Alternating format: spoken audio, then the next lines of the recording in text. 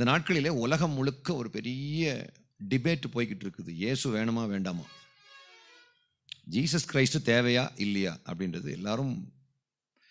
அதுலேயும் அப்படியே ஜீசஸ் கிரைஸ்டை ஏற்றுக்கிட்டா கூட அவரை கடவுளுக்கு சமமானவராக ஏற்றுக்கொள்ள வேணுமா வேண்டாமா. இயேசு கிறிஸ்து ஒரு சாதாரண ஒரு இறை தூதர் தான் அப்படின்னு சொல்லக்கூடிய கொஞ்சம் பேர் இருக்காங்க. அவர் கடவுளுக்கு சமமானவர் அல்ல அப்படின்னு சொல்லக்கூடியவர் இருக்காங்க. இஸ்லாமியர்கள் அப்படி சொல்கிறார்கள். யெகோவாவின் சாட்சிகள் அப்படின்னு ஒரு கூட்டம் மக்கள் இருக்காங்க. அவங்க இயேசு கிறிஸ்து தேவனுடைய குமாரன் என்று ஒத்துக்கொள்கிறார்கள், ஆனால் தேவனுக்கு சமமானவர் என்று ஒத்துக்கொள்ளவில்லை. இப்போ இயேசு கிறிஸ்து சிலுவையில் மரித்து இப்படிப்பட்ட ஒரு ரட்சிப்பை உருவாக்கி இருக்கிறார். நமக்கு எல்லாருக்கும் தெரியும் இயேசு எதற்காக வந்தார். பாவிகளை ரட்சிக்க கிறிஸ்து இயேசு உலகத்துக்கு வந்தார். இந்த பாவிகளை ரட்சிப்பதற்காக இயேசு கிறிஸ்து இந்த உலகத்துக்கு வந்தார் என்பது அந்த வசனம் வாசிக்கலாம். 1 தீமோத்தேயு 1:15 வசனத்தை நாம் வாசிக்க கேட்போம். பாவிகளை ரட்சிக்க கிறிஸ்து இயேசு உலகத்தில் வந்தார் என்கிற வார்த்தை உண்மையும் எல்லா அங்கீகரிப்புக்கும் பாத்திரமானது. அவர்களில் பிரதான பாவி நான் என்று பவுல் அப்போஸ்தலன் பதிவு செய்கிறார். பாருங்க, பாவிகளை ரட்சிக்க கிறிஸ்து இயேசு உலகத்தில் வந்தார் அப்படின்னு நம்ம பார்க்கிறோம். பாவிகளை ரட்சிப்பதற்காக கிறிஸ்து இயேசு உலகத்தில் வந்தார். என்னுடைய ஒரு கேள்வி என்ன அப்படின்னா, இந்த பாவிகள்னா யார்? இன்னைக்கு ஒரு மிக முக்கியமான ஒரு சப்ஜெக்டை படிக்க போகிறோம். மிக முக்கியமான ஒரு சப்ஜெக்ட். பழைய உடன்படிக்கை நாட்களில் இந்த ரட்சிப்பு இருந்ததா? இந்த ரட்சிப்பு என்ன, இயேசு கிறிஸ்து என்ன புதுசாக சாதிச்சிட்டாரு, இது எல்லாத்தையும் பற்றி நம்முடைய பிள்ளைகளே நாளைக்கு கேள்வி கேட்பாங்க. அந்த கேள்விகள் எல்லாத்துக்கும் பதில் நாம் கற்றுக் கொடுப்பதற்கு தயாராக இருக்க வேண்டும். Why do we need Jesus? அப்படியே இயேசுவை ஏற்றுக்கொண்டாலும் இப்படிப்பட்ட ஒரு மரணத்தை அவர் அடைந்துதான் சாதிக்க வேண்டும் என்ற விஷயம் என்ன விஷயம்? பாருங்கள், இப்ப பாவிகளை ரட்சிக்க கிறிஸ்து இயேசு உலகத்துக்கு வந்தார். பாவி என்றால் யார் அப்படின்னா, பாவம் செய்கிறவர்கள் பாவிகள். பாவம் என்றால் என்ன? நியாயப்பிரமாணத்தை மீறுவதே பாவம். வாசிக்கலாம். 1 யோவான் 3:4 வசனம். பாவம் செய்கிற எவனும் நியாய பிரமாணத்தை மீறுகிறான், நியாய பிரமாணத்தை மீறுகிறதே பாவம். சட்டத்தை மீறுவது, திருச்சட்டத்தை மீறுவது பாவம் என்று புதிய மொழிபெயர்ப்பு சொல்கிறது. நியாயப்பிரமாணத்தை மீறுவது பாவம் என்று வேதாகமம் சொல்கிறது. நியாயப்பிரமாணம் என்றால் என்ன? இஸ்ரவேல் மக்கள் எப்படி வாழ வேண்டும், எப்படி வாழக்கூடாது என்று கற்றுக் கொடுப்பதற்காக எல்லாம் வல்ல இறைவன் தன்னுடைய இறை தூதர் மோசே மூலமாக இஸ்ரவேல் மக்களுக்கு என்று கொடுத்த சட்ட தொகுப்புக்கு நியாயப்பிரமாணம் என்று பெயர். அதை புதிய மொழிபெயர்ப்பில் திருச்சட்டம் என்று அழைக்கிறார்கள். இந்த நியாயப்பிரமாணம் இஸ்ரவேல் மக்களுக்கு என்று மட்டும் கொடுக்கப்பட்டது. ஆனால் அது இஸ்ரவேல் மக்களுக்கு மட்டும் உரியது என்பதுதான் நிதர்சனமான உண்மை. வாசிக்கலாம். ரோமர் 3:19 வசனம். மேலும் வாய்கள் யாவும் அடைக்கப்படும்படிக்கும் உலகத்தார் யாவரும் தேவனுடைய ஆக்கினை தீர்ப்புக்கு ஏதுவானவர்கள் ஆகும்படிக்கும் நியாய பிரமாணம் சொல்லுகிறதெல்லாம் நியாய பிரமாணத்துக்கு உட்பட்டிருக்கிறவர்களுக்கே சொல்லுகிறதென்று அறிந்திருக்கிறோம். நியாயப்பிரமாணம் யாருக்கு சொல்லப்படுகிறது அப்படின்னா, நியாயப்பிரமாணம் யாருக்கு கொடுக்கப்பட்டதோ அவர்களுக்கு மட்டும்தான் நியாயப்பிரமாணம் செல்லுபடியாகும். நியாயப்பிரமாணம் யாருக்கு என்று கொடுக்கப்பட்டது? இஸ்ரவேல் மக்களுக்கு என்று கொடுக்கப்பட்டது. இப்போ இந்த இஸ்ரவேலர்கள்னா யார்? இஸ்ரவேலர்கள் அப்படின்னா யார் அப்படின்னா, யாருக்காவது தெரியுமா இஸ்ரவேலர்கள்னா யாருன்னு? நான் சொல்றேன். ஆண்டவர் தன்னை யாருமே வணங்காத காலகட்டத்தில், இந்த உலகத்தில் யாருமே தன்னை வணங்காமல் இருக்கும் பொழுது, உலகமே வறண்டு கிடக்குது ஆன்மீகமாக, a world without God, எங்க யாருமே கடவுளை வணங்கல. அந்த சமயத்தில் ஒரு மனுஷன் கடவுளுடைய சத்தம் கேட்டு அவர் சொன்ன இடத்துக்கு போனார். அந்த ஆளுக்கு பேர் தான் ஆபிரகாம். ஆபிரகாம்கிட்ட ஆண்டவர் பேசும்போது, நீங்க வாசியுங்கள், 12ஆம் அதிகாரத்தினுடைய ஆண்டவர் ஒரு ப்ராமிஸ் கொடுக்குறாரு. நான் சொன்னபடி நீ கீழ்ப்படிஞ்சா நான் உன்னை பெருக பண்ணுவேன், நான் உன்னை ஆசீர்வதிப்பேன் அப்படிலாம் சொல்றாரு. முதல் 3 வசனங்களை வாசிக்க கேட்போம். கர்த்தர் ஆபிராமை நோக்கி, நீ உன் தேசத்தையும் உன் இனத்தையும் உன் தகப்பனுடைய வீட்டையும் விட்டு புறப்பட்டு நான் உனக்கு காண்பிக்கும் தேசத்துக்கு போ. நான் உன்னை பெரிய ஜாதியாக்கி உன்னை ஆசீர்வதித்து உன் பேரை பெருமைப்படுத்துவேன். நீ ஆசீர்வாதமாயிருப்பாய். உன்னை ஆசீர்வதிக்கிறவர்களை ஆசீர்வதிப்பேன், உன்னை சபிக்கிறவனை சபிப்பேன். பூமியில் உள்ள வம்சங்கள் எல்லாம் உனக்குள் ஆசீர்வதிக்கப்படும் என்றார். நான் சொன்னபடி உன்னுடைய சொந்தக்காரங்களை எல்லாம் விட்டுக்கிட்டு நான் போக சொல்லக்கூடிய இடத்துக்கு நீ போனா நான் உன்னை ஆசீர்வதிப்பேன். அதில் என்னன்னா, நான் உன்னை பெரிய ஜாதியாக்கி. ஆபிரகாமுக்கும் சாராவுக்கும் என்ன இல்லை? குழந்தை இல்லாமல் இருக்கும்போது ஆண்டவர் சொல்றாரு, நான் உன்னை பெரிய ஜாதியாக்குவேன் அப்படின்னு. இன்ஃபேக்ட் ஆப்ராம்ங்கிற வேர்டு அவருக்கு அங்கே பாருங்களேன், அது ஆப்ராம்னு தான் போட்டிருக்கு. ஆபிரகாம்னா போட்டிருக்கு, ஆப்ராம்னு போட்டிருக்கு. ஆப்ராம்ன்ற வேர்டுக்கு என்ன மீனிங்னாக்கா ஹை ஃபாதர், உயர்ந்த தகப்பன் அப்படின்னு அர்த்தம். அதில் கடவுளுக்கு சந்தோஷம் இல்லை. உடனே கடவுள் அவருக்கு பேரை மாத்துறாரு. ஆப்ராம்ங்கிற எடுத்துக்கிட்டு எப்படி மாத்துறாரு? அப்ரஹாம் அப்படின்னா ஒரு பெரும் மக்கள் கூட்டத்துக்கு தகப்பன் அப்படின்னு மாத்துறாரு. அப்ரஹாம் அப்படின்னு. இப்போ அப்ரஹாம் அப்படின்ற வேர்டுக்கு மீனிங் என்னன்னா பெரும் மக்கள் கூட்டத்துக்கு, பல மக்கள் கூட்டங்களுக்கு தலைவன், அப்படி தகப்பன் அப்படின்னு வருது. இந்த பேர் அவர் கொடுத்ததை பற்றி வேற வசனம் சொல்லுதுங்க. பாருங்க, அவர் ஆசீர்வதிக்கிறாரா? ஆமேன். எப்படியெல்லாம் ஆசீர்வதிக்கிறாரு? நான் உன்னை பெரிய ஜாதியாக்கி உன்னை ஆசீர்வதித்து உன் பெயரை பெருமைப்படுத்துவேன் அப்படின்னா உன்னை பார்த்து மக்கள் புகழ்ச்சியா பேசுவாங்க. நீ ஆசீர்வாதமாக இருப்பாய், சந்தோஷமா, நிம்மதியா, செழிப்பாக, உயர்வாக இருப்பாய். உன்னை ஆசீர்வதிக்கிறவர்களை ஆசீர்வதிப்பேன், நான் ஆசீர்வதிப்பேன். உன்னை சபிக்கிறவர்களை சபிப்பேன். பூமியில் உள்ள அனைத்து வம்சங்கள் எல்லாம் உனக்கு உள் ஆசீர்வதிக்கப்பட்டிருக்கும். பூமியில் உள்ள அனைத்து வம்சங்களும், இந்த உலகத்தில் உள்ள அவ்வளவு மனுஷர்களும் ஆபிரகாம் மூலமாக ஆசீர்வதிக்கப்படுவார்கள். அது நீங்க கலாத்தியருக்கு போய் பார்த்தீங்கன்னாக்க அந்த ஒரு வம்சம் ஆபிரகாமிலிருந்து வந்த ஆண்டவராகிய ஆபிரகாம் குமாரனாகிய ஈசாக்கின் குமாரனாகிய யாக்கோபன் குமாரனாகிய இயேசு கிறிஸ்துவாகிய மேசியாவினுடைய வம்ச வரலாறு நம்ம பார்க்கல இல்லையா? மத்தேயு 1:1 அந்த இயேசு கிறிஸ்துவின் மூலமாக முழு உலகத்துக்கும் இந்த ஆபிரகாமுக்கு சொன்ன ஆசீர்வாதம் கிடைத்தது. அது என்ன ஆசீர்வாதம் அப்படின்னா, நம்பினான் ரட்சிக்கப்பட்டான், அது நீதி என்று எண்ணப்பட்டது. அதுதான் ஆசீர்வாதம். ஒரு சிலர் சொல்றாங்க, நீ பெரிய பணக்காரனா இருப்ப, நீ பெரிய கோட்டை கட்டி ஆண்டு கொண்டிருப்பாய், இதெல்லாம் இயேசுவின் மூலமா உனக்கு கிடைக்கும் அப்படின்னா சொல்லி ரொம்ப பேர் ஏமாந்துக்கிட்டு இருக்கிறாங்க. ஆக்சுவலா ஏமாந்தே ரொம்ப பேர் பின்வாங்கி போயிட்டாங்க. இதெல்லாம் கிடைக்காது அப்படின்னு நான் சொல்ல வரல. ஆனா கிடைக்கலன்னா நீ சோர்ந்து போக வேண்டிய தேவை கிடையாது. ஏன்னா இயேசு மரித்ததனுடைய நோக்கம் இம்மைக்குரிய ஆசீர்வாதங்களை மட்டும் கொடுத்துக்கிட்டு அப்படியே நம்மளை செழிப்பாக உட்கார வைக்கிறதுக்காக அல்ல. இன்னும் சொல்ல போனால் இம்மைக்குரிய ஆசீர்வாதங்களை நாம் பெற்றுக்கொள்வதற்கு இயேசு தேவையும் கிடையாது. You don't have to follow Jesus Christ for you to be prospered physically according to the world view. No. Abraham என்ன பண்ணான்? ஆபிரகாமுக்கு சொன்னபடி அவன் புறப்பட்டு போனான் என்று 4வது வசனம் சொல்லுது. அப்படி ஆபிரகாம் புறப்பட்டு போனாலும் ஆபிரகாமை கர்த்தர் ஆசீர்வதித்தார். ஆபிரகாமுக்கு 3 மனைவிகள் உண்டு. யாருக்கு சொல்லுங்க பார்க்கலாம்.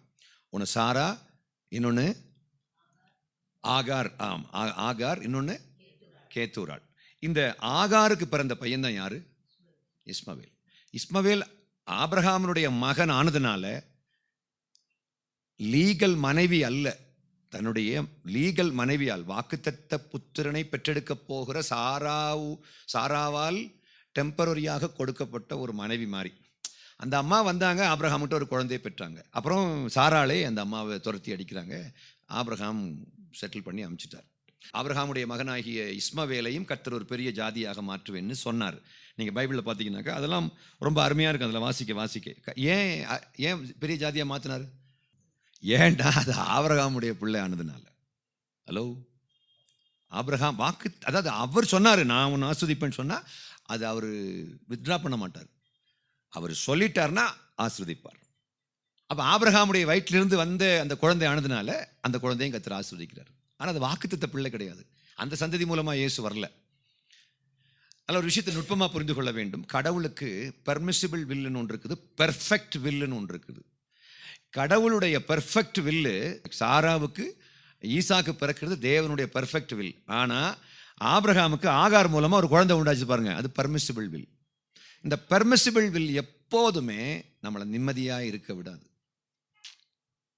இந்த பொண்ணை கல்யாணம் பண்ணு அப்படின்னா ஆண்டவர் சொன்னதுக்கு பிறகு அந்த பொண்ணை விட்டுக்கிட்டு என்னால் அவனை மறக்க முடியல அங்கேல் அப்படின்னு வேற யாரையாவது யோசித்துக்கிட்டு அவருக்கு பின்னாடி போய்கிட்டு அந்த வாழ்க்கை நாசமாக்கி ஒன்றும் இல்லாமல் ஆகி 6 மாதத்துக்கு பிறகு சாரி அங்கேல் என்ன ஒட்டுட்டு ஓடிட்டா அங்கேல், அவர் குழந்தைய கையில் கொத்துட்டு ஓடிட்டா அங்கேல் அப்படின்னு சொல்லிட்டு வயிற்றில் குழந்தையோட அவன் போயிட்டான், குழந்தைய கொடுத்துட்டு அவன் போயிட்டான். That is a permissible will actually. I I used to give counseling to people actually. அவன் கர்த்தருடைய பிள்ளை கிடையாது. அவன் கர்த்தருடைய பிள்ளை இல்லாத ஒரு ஆளை கல்யாணம் பண்ண 100 பேர் கர்த்தருடைய பிள்ளைகள் ரட்சிக்கப்படாத கல்யாணம் பண்ணுறாங்க. 100 பேர் கல்யாணம் பண்ணுறாங்கன்னா அதில் ஒரு 10 பேர் தான் உருப்படுது. 90 பேரும் பயங்கரமாக ஜவு முட்டாய் மாதிரி இழுத்துட்டு கிடக்குது. இங்கேயும் இல்லை அங்கேயும் இல்லாமல் தெரியாமல் கல்யாணம் பண்ணிட்டேன் pastor. I say to them, it's too late for you to think. Now, நல்லா கவனமாக கவனிங்க. இப்போ ஆபிரகாமுடைய சந்ததியை அவர் ஆசீர்வதித்தார். கேத்தூர் ஆளுக்கும் பிள்ளைகள் இருந்தது. அந்த பிள்ளைகளையும் கர்த்தர் ஆசீர்வதித்தார். காரணம் என்னென்னா அது ஆபிரகாமுடைய பிள்ளைகள். ஆபிரகாம் ஆசீர்வதிச்சதுனால அப்பங்காரன் ஆசீர்வதிக்கப்பட்டவன். அதனால் அந்த பிள்ளைகள் எல்லாம் கர்த்தர் ஆசீர்வதிச்சார். அதில் ஈசாக்குக்கு 2 பிள்ளைகள் பிறந்தார்கள். அந்த 2 பிள்ளைகளுக்கு பேர் சொல்லுங்க. யாக்கோபு, ஏசா. இதில் யாருடைய குதிகால யார் பிடிச்சிக்கிட்டே பிறந்தான்? ஏசாவுடைய காலை யாக்கோபு பிடிச்சிக்கிட்டே பிறந்தான். இதில் மூத்தவன் யாரு? ஏசா தான் மூத்தவன். இப்போ ஏசா வந்த பிறகு அவன் காலை பிடிச்சிக்கிட்டே யாக்கோபு வெளியே வர்றார். இதில் புத்திரசுவிகார புத்திரன் யாரு? ஏசா. ஆனால் அந்த புத்திரசுவிகாரத்தை எதற்காக விட்டுவிட்டார்? கூழுக்காக விட்டுவிட்டார்.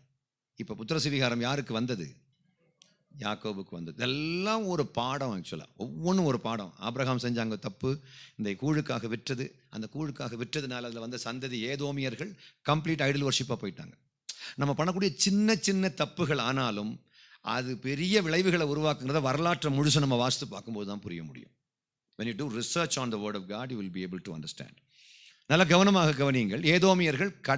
ஏதோமியர்களுடைய வாழ்க்கை முழுசும் பார்த்தீங்கன்னா அவர்கள் விக்கிரகத்தை தான் வணங்கினார்கள். உண்மையான கடவுளை அவர்கள் வணங்கவில்லை, போயிட்டாங்க. அப்போ நிஜமான கடவுளை யார் வணங்கினது? யாக்கோபு. யாக்கோபு யாரு? ஏமாத்தி புத்திரசுவிகாரத்தை பிடுங்கினவர் மட்டுமல்ல, கடவுளுக்கு மேலே ஒரு அதீத நம்பிக்கை, ஒரு முரட்டு விசுவாசம் வைத்திருந்தார். அந்த விசுவாசத்தினால கடவுளுக்கு மேலே யாக்கோபு வச்சிருந்த அந்த முரட்டு விசுவாசத்தினால யாக்கோபுடைய பெயரை கடவுள் மாற்றி எதாக மாற்றுகிறார்? இஸ்ரவேல் என்று மாற்றுகிறார். இஸ்ராயேல் அப்படின்னா கடவுளின் போர்வீரன், இறைவனுடைய போர்வீரன் அப்படின்ற மாதிரி ஆன்சர் வருதுல. அதான் மீனிங். இஸ்ராயேல், ஏல் அப்படின்னா ஏலோஹிம், அந்த தேவனுடைய யுத்த வீரன் அப்படின்னு. அவனுக்கு 12 பிள்ளைகள் பிறக்கிறார்கள். அந்த பிள்ளைகளுக்கு அந்த 12 பிள்ளைகளையும் 12 விதமாக யாக்கோபு ஆசீர்வதிக்கிறார். பழைய உடன்படிக்கையில் நீ கிரியா பிரமாணம், நீ இதை செஞ்சா உனக்கு அது உண்டு அப்படின்னு. ஆதியாகமம் 49ஆம் அதிகாரத்தில் வந்து பார்த்தீங்கன்னா, அது இப்போ நீங்கள் வாசிக்க வேண்டாம், வீட்டுக்கு போய் வாசிக்கலாம். அந்த யாக்கோபு எல்லாருக்கு மேலேயும் அந்த 12 பிள்ளைகளுக்கு மேலே கை வச்சுக்கிட்டு 12 பேரையும் ஆசீர்வதிக்கிறார். அதில் யோசேப்பை பார்த்து எப்படி சொல்றாரு? நீ கனிதரும் திராட்சை செடி அப்படின்னு சொல்றார். அப்போ யோசேப்பு கனிதரம் திராட்சை செடி. காரணம் என்ன? அவங்க அப்பாவுக்கு ரொம்ப கீழ்ப்படிந்து நடந்தவர், தப்பு செய்யாம மேக்சிமம் தன்னை காப்பாற்றி கொண்டவர். அப்புறம் ரூபன் தன்னுடைய தகப்பனுடைய மஞ்சத்தை தீட்டுப்படுத்தினவன் அப்படின்னு சொல்லிட்டு அவன் வாழ்க்கையில் சாபத்தீடு வருது. அப்படி எல்லாரும் சாபங்களையும் ஆசீர்வாதங்களையும் பெற்றுக்கொண்டார்கள். அந்த சாபங்களும் ஆசீர்வாதங்களும் தொடர வேண்டும் என்பதற்காக. ஏன்னா அப்பா செஞ்ச தப்புக்கு பிள்ளைகள் தண்டனை அனுபவிக்கணும். நீ ஒரு தப்பு பண்ணால் 3ஆம் 4ஆம் தலைமுறை மட்டும் நான் உன்னை தண்டிப்பேன், 1000 தலைமுறை மட்டும் நான் உன்னை ஆஸ்வதிப்பேன் இருந்தாங்க. அந்த தாட்டு கடவுளுக்குள்ளே இருக்கிறதுனால சொன்னார், ஒரு கோத்திரக்காரன் ஒரு கோத்திரக்காரன்ட்ட போய் கல்யாணம் பண்ணக்கூடாதுன்னே சொல்லிட்டார். ஏன் தெரியுமா? ஆசீர்வாதம் ஒரு சபிக்கப்பட்ட சந்ததிக்கு போயிடக்கூடாது, சாபம் ஒரு ஆஸ்வதிக்கப்பட்ட சந்ததிக்கு அந்த பிளட் லைன் கிராஸ் ஆகிடக்கூடாது, மிக்ஸ் ஆகிடக்கூடாது. ஏன்னா அது மிக்ஸ் ஆகிட்டுனாக்கா அப்புறம் இந்த ஆஸ்வதிக்கப்பட்ட சந்ததியே சபிக்கப்பட்ட சந்ததியாக மாறிடும். அப்படின்றதுக்காக வேண்டி நீங்கள் எண்ணாக 36ஆம் அதிகாரம் வீட்டில் போய் வாசிக்கலாம். 36ஆம் அதிகாரம் 5ஆவது பார்த்தீங்கன்னாக்கா மிக்ஸ் ஆகக்கூடாதுன்னே அவர் சொல்கிறாருல. காரணம் என்னென்னா, ஆஸ்வதிக்கப்பட்டவன் ஆஸ்வதிக்கப்பட்டிருக்க வேண்டும், சபிக்கப்பட்டவன் சபிக்கப்பட்டிருக்க வேண்டும். ஏன்னா அது பிரமாணம், அப்படிப்பட்ட பிரமாணம். நல்லா கவனமாக நீங்கள் கவனிக்க வேண்டும். இப்போ இஸ்ரவேல் மக்கள் என்றால் இவர்கள் தான், இஸ்ரவேலுடைய பிள்ளைகள் தான் இஸ்ரவேலர்கள், இஸ்ராயலி அப்படின்னு சொல்லுவாங்க, இஸ்ரவேலர்கள் அப்படின்னு. யூதர்கள் என்று இன்னொரு பேர் இருக்குது. ஆக்சுவலாக இந்த யூதர்களுக்காக வேண்டி, யூதர்களில் லேவி கோத்திரத்தில் ஒரு மனுஷன் வருவான். அவன் பேர் தான் என்ன? மோசஸ் வந்து என்ன கோத்திரத்தை சார்ந்தவனாக இருந்தான்? லேவி கோத்திரம். லேவி அப்படின்ற கோத்திரத்தை எப்படி இவர் பிரிக்கிறார் அப்படின்னா, எல்லா கோத்திரத்துக்கும் யாக்கோபு இடம் கொடுக்குறாரு. இந்த இடத்தும் ரூபன் உனக்கு இவ்வளோ இடம், இவ்வளோ ஏக்கர், நப்தலி உனக்கு இவ்வளோ ஏக்கர், காத் உனக்கு இவ்வளவு ஏக்கர்னு சொல்றாரு. ஆனா லேவிக்கு சுதந்திரம் கிடையாது. நானே உன் பங்கு. லேவிக்கு கடவுளே பங்கு, நான் தான் உனக்கு பங்கு அப்படின்னு கடவுள் சொல்றாரு. எல்லா கோத்திரங்களுடைய இடங்கள்லையும் இந்த லேவி கோத்திரத்துக்காரங்க இருப்பாங்க. அந்த லேவி கோத்திரத்தில் ஒருத்தன் வந்தான். அவன் பேர் தான் யாரு? மோசஸ். அவனுடைய அண்ணன் பேர் என்ன? ஆரோன். சகோதரி பேரு மிரியா. அது ஒரு குட்டி ஃபேமிலி. லேவி கோத்திரத்துக்கு ஊழியத்திற்காக ரொம்ப முக்கியத்துவம் கடவுள் கொடுத்த காரணம் என்ன? அதுக்கு என்ன காரணம் என்ன அப்படின்னாக்க,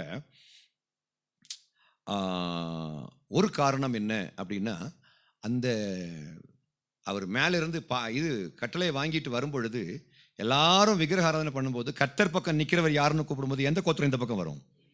லேவி கோத்திரம் வரும்.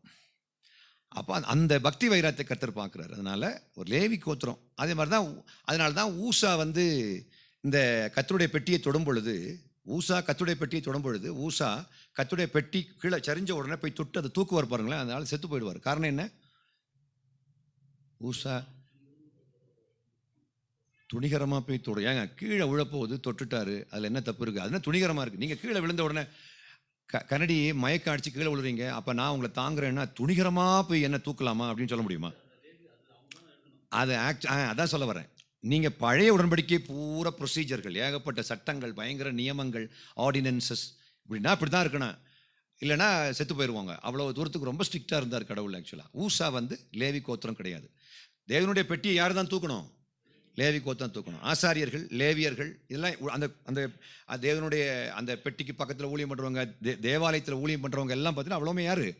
லேவி கோத்திரத்து மக்கள் தான் ஊழியம் பண்ணுவாங்க. நான் coming back to the very important point என்னென்னா, இந்த இஸ்ரவேலர்களுக்கு என்று கொடுக்கப்பட்ட இந்த நியாயப்பிரமாணம், இந்த நியாயப்பிரமாணத்தின்படி ஒழுங்காக வாழ்ந்தால் பரலோகம் உண்டா? பழைய உடன்படிக்கையினுடைய மக்களுக்கு பரலோகம் உண்டா அப்படின்னா வாசிக்கலாம். நீங்கள் இயேசு கிறிஸ்து வாழ்ந்த நாட்களிலே, அவர் மாம்சத்தில் இருந்த நாட்களில் அவரை பார்த்து ஒரு நியாயசாஸ்திரி ஒரு கேள்வி கேட்கிறாரு. நான் நித்திய ஜீவனை சுதந்திரிக்க வேண்டுமானால், லூக்கா 10ஆம் அதிகாரம், நான் நித்திய ஜீவனை சுதந்திரிக்க வேண்டுமானால் என்ன செய்ய வேண்டும்னு ஒரு கேள்வி கேட்கிறார். வாசிக்கலாம். லூக்கா 10ஆம் அதிகாரத்தினுடைய 25, 26, 27. அப்பொழுது நியாயசாஸ்திரி ஒருவன் எழுந்திருந்து அவரை சோதிக்கும்படி, போதகரே, நித்திய ஜீவனை சுதந்திரித்துக் கொள்ளும்படிக்கு நான் என்ன செய்ய வேண்டும் என்று கேட்டான். அன்னைக்கு இருந்த யூதர்கள்ல விவரமான ஒரு ஆளு. அதுல செஞ்ச விஷயம் என்ன அப்படின்னா, சோதிக்கும்படிக்கு இந்த கேள்வியை கேட்கிறாரு. இவர் எப்படி பதில் சொல்றாருன்னு பார்ப்போமே. நான் தான் ஜீவன் அப்படின்னு சொல்லிட்டேன்னா மடக்கிடலாம். அப்ப இந்த வசனத்துக்கு அர்த்தம் என்ன அப்படின்னு கேட்டுருவாங்க. பழைய உடன்படிக்கையில சொல்லியிருக்குல்ல அப்படி. அதனால இயேசு கரெக்டா ஆன்சர் பண்றாரு. வாசிக்கலாம் தொடர்ந்து. அதற்கு அவர், நியாய பிரமாணத்தில் என்ன எழுதியிருக்கிறது? நீ வாசித்திருக்கிறது என்ன என்றார். அவன் பிரதியுத்தரமாக, உன் தேவனாகிய கர்த்தரிடத்தில் உன் முழு இருதயத்தோடும், உன் முழு ஆத்துமாவோடும், உன் முழு பலத்தோடும், உன் முழு சிந்தையோடும் அன்பு கூர்ந்து, உன்னிடத்தில் அன்பு கூறுவது போல பிறனிடத்திலும் அன்பு கூறுவாயாக என்று எழுதியிருக்கிறது என்றான். அவர் அவனை நோக்கி, நிதானமாய் உத்தரவு சொன்னாய், அப்படியே செய், அப்பொழுது பிழைப்பாய் என்றார். கரெக்டாக பதில் சொன்னாய், அப்படியே செய், நீ நித்திய ஜீவனுக்குள் பிரவேசிப்பாய் அப்படி சொல்றாரு. என்ன கேள்விப்பா? அவர் என்ன கேள்வி கேட்கிறாரு? அந்த நியாயசாஸ்திரி என்ன கேள்வி கேட்கிறாரு? நித்திய ஜீவனை சுதந்திரிக்க வேண்டுமானால் என்ன செய்ய வேண்டும்? அப்ப இயேசு கிறிஸ்து என்ன சொல்லியிருக்கணும்? நானே வழியும் சத்தியமும் ஜீவனுமா இருக்கிறேன், குமாரனை உடையவன் ஜீவனை உடையவன், இல்லையா? யோவான் 14ஆம் அதிகாரம் 6ஆம் வசனம், 1 யோவான் 5ஆம் அதிகாரம் 12ஆம் வசனம், இதெல்லாம் எடுத்து அவர் பேசியிருக்கலாம். அந்த மாதிரிப்பட்ட காரியங்களை சொல்லியிருக்கலாம். நான் தான்ப்பா உனக்காக உயிரை கொடுக்க வந்திருக்கிறேன், ஐ ஆம் த லைஃப், நானே உயிர்த்தெழுதலும் ஜீவனுமாக இருக்கிறேன், இப்படியெல்லாம் லாசருவுக்கு கல்லறைக்கு பக்கத்தில் சொல்றாருல, அந்த விஷயத்தை இவர்கிட்ட ஏன் சொல்லலை? சொல்றாரு, நீங்க எல்லாத்துக்கும் மேல கடவுளை நேசி, தன்னைத்தான் நேசிப்பது போல பிறரை நேசி. சரி, இந்த வசனம் பழைய ஏற்பாட்டிலிருந்து அவர் சொல்றாரு. இயேசு கிறிஸ்துடைய கிட்ட அந்த நியாயப்பிரமாணிகர், அந்த நியாயசாஸ்திரி பழைய ஏற்பாட்டிலிருந்து எடுத்து சொல்றாரு, பழைய உடன்படிக்கையில் சொல்றாரு, அந்த நியாயப்பிரமாணிலிருந்து சொல்றாரு. அதை வாசிக்கலாம். உபாகமம் 6ஆம் அதிகாரம் 5ஆம் வசனம், லேவியராகமம் 19, 18. நீ உன் தேவனாகிய கர்த்தரிடத்தில் உன் முழு இருதயத்தோடும், உன் முழு ஆத்துமாவோடும், உன் முழு பலத்தோடும் அன்பு கூறுவாயாக. இது அந்த நியாயசாஸ்திரி சொன்ன முதல் பாயிண்ட். 2வது லேவியராகமம் 19, 18 வாசிங்க. பழிக்கு பழி வாங்காமலும் உன் ஜனபுத்திரர் மேல் பொறாமை கொள்ளாமலும் உன்னில் நீ அன்பு கூறுவது போல் பிறனிலும் அன்பு கூறுவாயாக. நான் கர்த்தர். பாருங்க, உன்னிடத்தில் நீ அன்பு கூறுவது போல பிறனிடத்தில் அன்பு கூறுவாயாக சொல்லக்கூடியது பழைய உடன்படிக்கையிலேயே இருக்குது. இது புதிய ஏற்பாட்டில் வரக்கூடிய கற்பனை கிடையாது. பழைய ஏற்பாட்டிலே இந்த கட்டளை இருக்கிறது. ஆக்சுவலி இந்த ரெண்டையும் தான் அந்த நியாயசாஸ்திரி சொல்றாரு. நீ இந்த ரெண்டையும் கடைபிடிச்சிட்டா என்ன கிடைக்கும்? நித்திய ஜீவன் கிடைக்கும் சொல்லிட்டாரு. இப்ப இந்த சம்பவம் நடக்கும் பொழுது புதிய உடன்படிக்கையா பழைய உடன்படிக்கையா? சம்பவம் நடக்கக்கூடிய நாட்கள் புதிய உடன்படிக்கை நாட்களா பழைய உடன்படிக்கை நாட்களா? ஆக்சுவலா புதிய உடன்படிக்கை நாட்கள் அல்ல. புதிய உடன்படிக்கை எப்போ ஸ்டார்ட் ஆகுது அப்படின்றத நம்ம தெரிந்து கொள்ள வேண்டும் மக்களே. மத்தேயு 26ஆம் அதிகாரத்தினுடைய 28 வாசிக்கலாம். எப்பொழுது புதிய உடன்படிக்கை ஆரம்பமானது? இது பாவ மன்னிப்பு உண்டாகும்படி அநேகருக்காக சிந்தப்படுகிற புது உடன்படிக்கைக்குரிய என்னுடைய இரத்தமாயிருக்கிறது. இது பாவ மன்னிப்புக்கென்று அநேகருக்காக சிந்தப்பட போகிற என்னுடைய இரத்தமாய் இருக்கிறது. அப்போ இயேசு கிறிஸ்துவனுடைய இரத்தத்துல தான் இந்த புதிய உடன்படிக்கை ஆரம்பமாக போகிறது. அவர் இன்னும் ரத்தம் சிந்தினாரா? லூக்கா 10 ரத்தம் சிந்தினாரா? இல்லை. எப்போ ரத்தம் சிந்தினாரு? சாகும்போது. அந்த ரத்தம் சிந்தக்கூடிய அந்த நாளிலே கடைசி துளி ரத்தத்தை அவர் கொடுக்கும் பொழுது ரத்தத்தில் என்ன இருக்குது? உயிர் எங்க இருக்குது? அதை வாசித்துருங்க. லேவியராகமம் 17:11 வாசிங்க. மாம்சத்தின் உயிர் இரத்தத்தில் இருக்கிறது. நான் அதை உங்களுக்கு பலிபீடத்தின் மேல் உங்கள் ஆத்துமாக்களுக்காக பாவ நிவர்த்தி செய்யும்படிக்கு கட்டளையிட்டேன். ஆத்துமாவிற்காக பாவ நிவர்த்தி செய்கிறது ரத்தமே. பாவ நிவர்த்தி செய்யும்படிக்கு உயிர் அடங்கிய ரத்தம் தேவைப்படுகிறது. ஏன் பாவ நிவர்த்தி செய்வதற்கு உயிர் தேவைப்படுகிறது? ரத்த சிந்தனை இல்லாமல் பாவ மன்னிப்பு இல்லை. வாசிக்கலாம் 9:22 எபிரேயர். நியாய பிரமாணத்தின் படி கொஞ்சம் குறைய எல்லாம் ரத்தத்தினாலே சுத்திகரிக்கப்படும். ரத்தம் சிந்துதல் இல்லாமல் மன்னிப்பு உண்டாகாது. ரத்த சிந்தல் இல்லாமல் பாவ மன்னிப்பு கிடையாது. இப்போ ரத்தம் ஏன் சிந்தனம் அப்படின்னா ரத்தத்துக்குள்ள என்ன இருக்குது? உயிர் இருக்குது. உயிர் எதுக்கு? மன்னிப்புக்கும் உயிருக்கும் என்ன சம்பந்தம் அப்படின்னா ஆதியாகமம் 2ஆம் அதிகாரத்துடைய 14 வாசிங்க. தேவனாகிய கர்த்தர் மனுஷனை நோக்கி, நீ தோட்டத்தில் உள்ள சகல விருட்சத்தின் கனியையும் புசிக்கவே புசிக்கலாம். தோட்டத்தில் 3 விதமான மரங்கள் இருந்தன. ஒன்று ஜீவ விருட்சம், அதை சாப்பிட்டா மரணம் கிடையாது. 2வது நன்மை தீமை அறியத்தக்க மரம். 3வது மரம் சும்மா பசிக்காக வேண்டி சாப்பிட்டுக்கலாம், என்ன வேணாலும் பண்ணிக்கலாம். அந்த பழிச்சு நம்ம எவ்வளோ வேணாலும் சாப்பிட்டுக்கலாம். இதில் ஆண்டவர் சொல்றாரு, நித்திய ஜீவனை கொடுக்கக்கூடிய அந்த அந்த அந்த ட்ரீ ஆஃப் த லைஃப், ஜீவ விருட்சத்தின் கனியை நீ சாப்பிடாதுன்னு ஆண்டவர் சொல்லவே இல்லை. ஆனால் அதான் கடவுள் எவ்வளோ நல்லவருங்க அங்கே தான் கண்டுபிடிக்கிறேன். ஆனால் சொல்றாரு, இந்த பழத்தை, இந்த நன்மை தீமை, நன்மை உனக்கு தெரியும், ஆனால் நீ தீமையை தெரிஞ்சுக்க கூடாது அப்படின்னு கடவுள் ஆசைப்படுறாரு. நீ தீமையையும் தெரிந்து கொள்வாய் இதை பறித்து சாப்பிட்டேன்னா அப்படின்னு. ஏவாள் பறித்து சாப்பிட்டாங்களா இல்லையா? சாப்பிட்டுக்கிட்டு சாப்பிட்ட உடனே நீ இதை சாப்பிட்டா என்ன நடக்குமாம்? இதை புசிக்கும் நாளிலே சாவை சாவாய். அந்த அம்மா புசிச்ச உடனே யாம் பெற்ற இன்பம் பெருகை வையகம் சொல்லிக்கிட்டு யாருக்கும் கொடுத்தாங்க? ஆதாமும் கொடுத்தாங்க. ஆதாம் சாப்பிடும் போது தான் 2 பேரும் நிர்வாணிகளாக இருக்கிறதை கண்டுபிடிக்கிறார்கள். இப்போ என்ன நடந்துச்சு? அவங்க என்ன உடனே செத்து போயிட்டாங்களா? நிர்வாணிகளாக இருக்கிறத கண்டுபிடிக்கிறாங்க. செத்து போயிட்டாங்களான்னு கேட்டால் இல்லை. தேவனுடைய மகிமை அவர்களுக்கு ஆடையாக இருந்தது, அவர்களை விட்டு அகன்றது. தேவன் அவர்களை விட்டு அகன்றார். இயேசுநாதர் பிதாவே உமக்கு விருப்பமானால் இந்த துன்ப பாத்திரம் என்னை விட்டு அகலட்டும்னு சொல்றார். பார்த்தீங்களா? சாவை பார்த்து பயந்தாரோ? இயேசு எதை பார்த்து பயந்தார்? உமக்கு விருப்பமானால் இந்த துன்ப பாத்திரம் என்னை விட்டு அகலட்டும். அவர் மரணத்துக்கு ஏதுவான துக்கம் கொண்டு போட்டிருக்கல. எந்த மரணம்னா இந்த மரணம் தான். தன்னை விட்டு பிதாவாகிய தேவன் எடுபட போகிறார், ஒரு கணப்பொழுது கைவிட போகிறார் அப்படின்றத தெரிந்து கொண்டு சொல்றாரு, பிதாவே என்னை விட்டு எங்கேயும் போயிடாதீங்க அப்படின்னு சொல்லிட்டு அப்படி மனசுக்குள்ள நினைச்சுக்கிட்டு, பிதாவே என்னை கைவிட்டுறாதீங்க அப்படின்னு சொல்றாரு. ஆனா கைவிட்டாரா இல்லையா? பிதாவாகிய தேவன் இயேசுவை கைவிட்டாரா இல்லையா? மலைகள் நிலை பெயர்ந்தாலும் பர்வதங்கள் அகன்றாலும் என் கிருபை உன்னை விட்டு விலகாதுன்னு சொன்ன அந்த தேவன் இயேசுவை கைவிட்டாரா இல்லையா? இல்லைல்ல. அப்ப பிதாவே ஏன் என்னை கைவிட்டார்னு இயேசு சொன்னது உண்மையா பொய்யா? எஸ்தரே உண்மைதானே? அப்ப கைவிடலைன்னு சொல்ற. இப்ப உண்மை சொன்னது யாரு, பொய் சொன்னது யாரு? ஆக்சுவலா இயேசு கிறிஸ்து பிதாவாகிய தேவனால் கைவிடப்பட்டார். எதுக்கு கைவிடப்பட்ட? கடவுள் இல்லாதவனுடைய வலியை இயேசு கிறிஸ்து அனுபவிக்கணும்னு கடவுள் ஆசைப்பட்டார். சில நமக்கு ஏன் பிரச்சனை வருது தெரியுமா? அந்த பிரச்சனை நமக்கு வந்தாதான் அந்த சீரியஸ்னஸே தெரியும். வயிற்று வலியும் தலைவலியும் வந்தவனுக்கு தான் தெரியும்.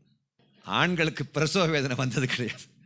அதனால இந்த பெண்களுடைய வலி, அந்த மந்த்லி ஒன்ஸ் அவங்க அனுபவிக்கக்கூடிய வலி இந்த ஆண்களுக்கு தெரியாது. ஆக்சுவலி அவங்களுக்கு மந்த்லி ஒன்ஸ் வலியே கிடையாது. எப்போமாவது டிசம்பருக்கு புடவை எடுக்க போகும்போது காஸ்ட்லி புடவை எடுத்து போடுவாங்க தெரியுமா, அப்போ தான் அந்த வலி வரும். அடி வயிற்றில் அந்த வலி வரும். ஆக்சுவலாக ஆஹா எவ்வளோ பெரிய புடவையை தூக்கி போட்டிருக்கா அப்படின்ட்டு. நான் நல்லா கவனமாக கவனிங்க. இப்போ இயேசு கிறிஸ்து பொய் சொல்லிட்டாரா? பிதாவே ஏன் என்னை கைவிட்டீர், என் தேவனே என் தேவனே ஏன் என்னை கைவிட்டீர், பொய் சொல்லிட்டார்? இல்லை, அவர் உண்மைதான் சொன்னார். கைவிடப்பட்டார். எப்போ கைவிடப்பட்டார்? மொத்த உலகத்தினுடைய பாவத்தையும் சுமந்து தீர்க்கின்ற தேவ ஆட்டுக்குட்டியாக வெளிப்பட்டார். இவருடைய உடம்புல காலுக்கு முட்டிக்கு கீழே மயக்க மருந்து கொடுத்துக்கிட்டு இவர் அடி அந்த முட்டிக்கு கீழே வெட்டினா கூட அவருக்கு தெரியாது, சிரிச்சுக்கினே உட்காந்துருப்பார். அப்படி கடவுளுடைய அந்த மகிமையில நிறைந்து கடவுளோடு இணைந்து இரண்டரை கலந்து இயேசு இருக்கும்போது அவருக்கு எவ்வளோ பெயின் வந்தாலும் அவர் சகிப்பார். ஏன்னா அது ஒரு பெரிய விஷயம் கிடையாது. ஆனால் இயேசு கிறிஸ்து ஒரு கணப்பொழுது பிதா இல்லாத ஒரு நிமிஷத்தை பிதாவாகிய தேவன் அனுமதிச்சார். எதுக்கு தெரியுமா? அப்போதான் நம்முடைய பெயினை இயேசு முழுசா புரிஞ்சுக்க முடியும், அதை சுமந்து தீர்க்க முடியும். நானும் சுமந்தேன்டா, நானும் வலி அனுபவிச்சேன்டா அப்படின்னு நம்மளை பார்த்து சொல்லணுங்கிறதுக்காக வேண்டி நான் உலகத்தை ஜெயித்தேன் அப்படின்னு நம்மளை பார்த்து சொல்றதுக்கு தகுதி உள்ளவராக மாறணும்னா ஒரு செகண்ட் ஆண்டவர் கைவிடப்பட வேண்டும். யாரால்? பிதாவாகிய தேவனால். அல்ல மரணத்துக்கு ஏதுவான துக்கம் கொண்டு அப்படின்றத பார்க்குறோம். நான் coming back to the subject. இப்போ இந்த இயேசு கிறிஸ்துவுடைய இயேசு கிறிஸ்துவோட கேட்குறாரு, நான் நித்திய ஜீவனை சுதந்திரிக்க வேண்டுமானால் என்ன செய்ய வேணும்னு கேட்கும்போது எல்லாத்துக்கும் மேலே கடவுளை நேசிக்கணும், தன்னை தான் நேசிப்பது போல பிறரை நேசிக்க வேணும். அப்போ இயேசு என்ன சொன்னார்? நீ அதை அப்படியே செய், நீ பரலோகத்துக்கு போயிடுவ அப்படின்னு கேட்குறாரு. புதிய உடன்படிக்கை எங்கே ஆரம்பமாகிறது? தேவன் தன்னுடைய ஒரே பேரான குமாரனை விசுவசிக்கிறவன் எவனோ அவன் கெட்டு போகாமல் நித்திய ஜீவனை அடையும்படிக்கு அவர் தந்தருளை இவ்வளவாய் உலகத்தில் அன்பு கூர்ந்தார். நீ நம்பினா உனக்கு நித்திய ஜீவன், இல்லைன்னா நீ அழிஞ்சு போயிடுவ. இதுதான் புதிய உடன்படிக்கை. நம்பினா நித்திய ஜீவன். விசுவாச மார்க்கம், ஆபிரகாமுடைய விசுவாச மார்க்கம், சட்டமே கிடையாது. நம்பினா போனா அது அவனுக்கு நீதியாக எண்ணப்பட்டது. நல்ல கவனமாக கவனிக்க வேண்டும். இயேசு கிறிஸ்து ஒரு விசுவாச மார்க்கத்தை உருவாக்குறார். அப்போ இங்க பாருங்க, இந்த இயேசு கிறிஸ்துவுடைய ரத்தம் சிந்தப்படுறதுக்கு முன்னாடி உள்ள நாட்கள், இயேசு வாழ்ந்த நாட்கள் பழைய உடன்படிக்கையின் நாட்களா புதிய உடன்படிக்கையின் நாட்களா?